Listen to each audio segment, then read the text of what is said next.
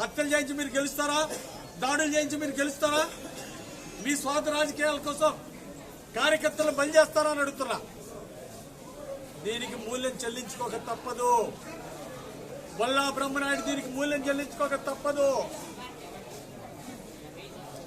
Police department అధికార party కుమ్ము కాస్తా ఉంది.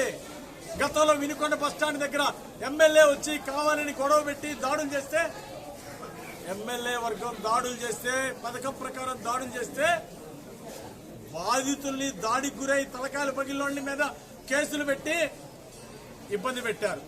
ఎవరైతే దాడులకు పాల్పడ్డారో వాళ్ళ మీద పోలీసులే చర్య తీసుకోలేదు. గతంలోనే దాడులు చేసిన వాళ్ళ మీద పోలీస్ డిపార్ట్మెంట్ వాళ్ళు సరైన చర్యలు తీసుకొని ఉంటే ఈరోజు ఈ పరిస్థితి వచ్చేది కాదు. పోలీస్ డిపార్ట్మెంట్ వైఫల్యం. జిల్లా ఎస్పీ ఏం చేస్తున్నాడు? గతంలో ఒక పథకం ప్రకారం బస్టాండ్ దగ్గర తెలుగుదేశం పార్టీ కార్యకర్తల మీద దాడులు చేసి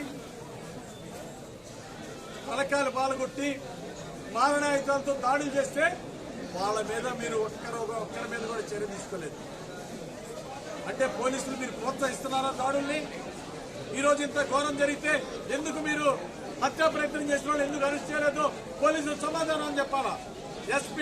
జిల్లా ఎస్పీ పల్నాడు జిల్లా ఎస్పీ సమాధానం చెప్పాలా? గతంలో దాడులు చేసిన వాళ్ళ మీద ఎందుకు